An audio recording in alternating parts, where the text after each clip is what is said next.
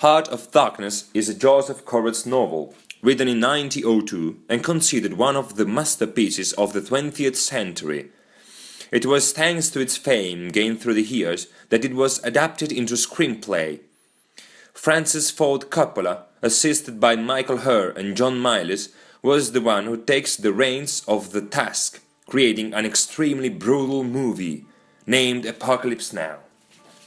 Both the book and the movie concern current topics, such as the war, the exploitation both of people and soil, the madness, the falsehood, the horror. Both works never stop flabbergasting and creating new twists, while they lead us in a mystic scenario, a river flowing like a snake between trees gathered together to shape a dense forest. Let's immerse in this Dantesque journey through the forest dark. It's clear enough that Coppola chose a different setting for his movie compared to the book. Conrad pushes us through the Black Africa along the Congo River, whereas Coppola describes the dense Vietnamese forest crossed by the Nung River, which is nothing else than the Mekong River, the longest of Indochina. It seems like the director changed setting just to prove that it doesn't matter where the horrors happen, as long as they become food for thoughts for human beings. Therefore, different setting but same goal, Mr. Curse, although the book describes his repatriation while the movie is elimination. Let's start from the novel. Marlowe, an old seaman on a boat moored on the Thames with 5 travel companions, narrates a mystic story, his trip to the Black Africa. That's the opening part of the narration, and when Marlowe reaches the company headquarters that employed him, he happens to find out a guy called Mr. Kurtz, who was the best ivory supplier of the entire company. The mission the sailor gets involved in is that of recover Kurtz, who, after having lost control, becomes amazed by that land as much welcoming as cruel, where peace happens, as well as a series of gunshots.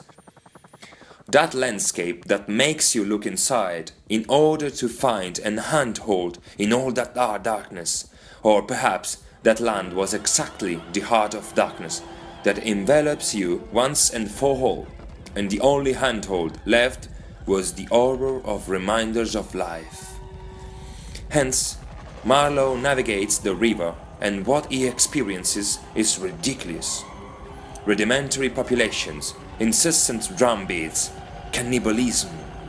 The men on missions are completely shocked seeing all that atrocities. They are rather frightened, since in there doesn't exist landmarks, but people become just simple individuals with their fate marked. The river keeps flowing, and the seaman and his men are compelled to resist to an indigenous attack, perpetrated with arrows ready to skewer everything.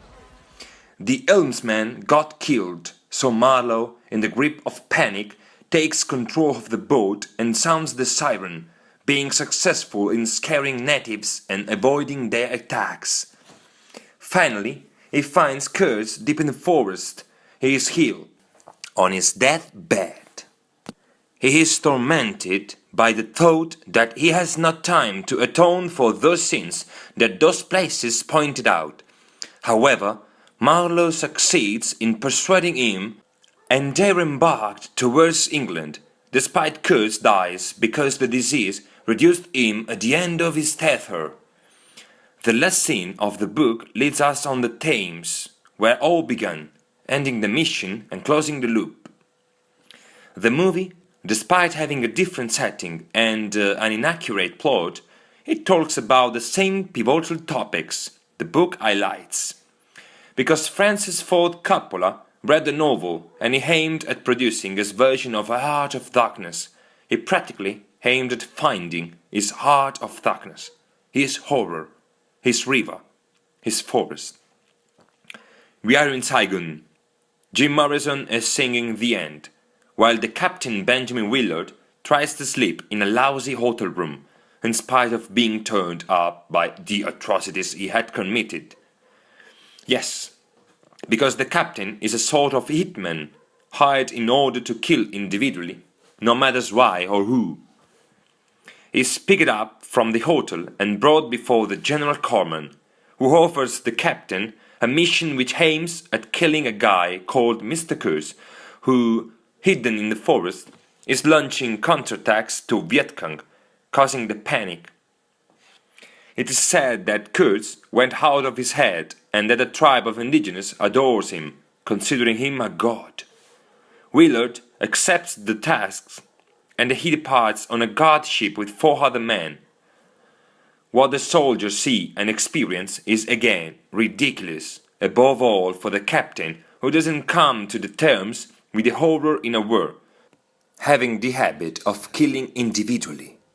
Napalm airstrikes that kill Vietnamese villages, men out of control because they saw a female body, bloodbath of Vietnamese farmers only because soldiers were afraid they can have attacked them, when their only weapons were rice and bread. However, the river keeps flowing. In this way, Willard reaches Kurtz's hidden shelter, and he disembarks there with his men left, but they are immediately captured and brought before the god of natives, Mr. Kurtz. Kurtz, performed by Marlon Brando, has a unique aura that swings between being the village headman who only gives orders and being the spiritual leader, which suggests the right way to analyze oneself. The Captain Willard is fascinated by such a personality, such a strength. Around them, only butchered bodies, a cruel scenario. The two converse until Kurtz makes Willard a proposal. Kill me and take my place here and discover who you are. And Willard nearly accepts, ready to drop everything and settles there. However, these conversations were nothing else than threats, and when Willard sees one of his men's head cut off, he decides, during the night, to sneak through his encampment and kill the god, as previously agreed upon.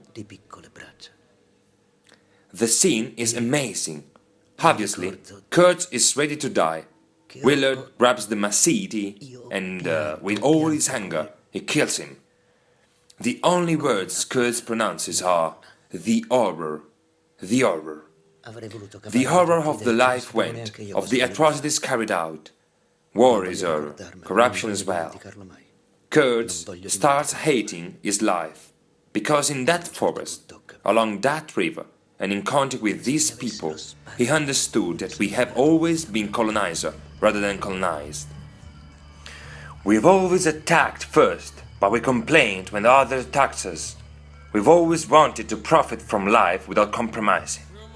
Kurtz lived this word while he was walking along the path of redemption and purification. The mission is over. Willard, after the execution, goes back to the ship, and all the indigenous worship him as the one who killed the god. The captain and his only man left bow out and get back to the ship. In the background, perhaps a bombing on the village launched by US forces. The doors close again the adventure and the loop as well. The book and the movie have an inconceivable intensity. The characters performing the sequence of events are extremely emotional, like no other. The reader is captured by these words that describe places, blood, corruption, increasing madness, the forgotten meaning of control. Little by little, the reader understands what kind of criticism Conrad is putting forward.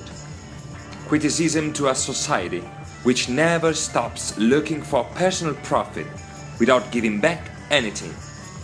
And Coppola does the same with war, bringer of desperation and violence. It is also able to turn a man into a beast. I read this book for the first time when I was a young boy, and it may have been the first contact with a live description of violence and atrocities. I read and I asked myself if all that stuff was true, or just a mere writer's interpretation.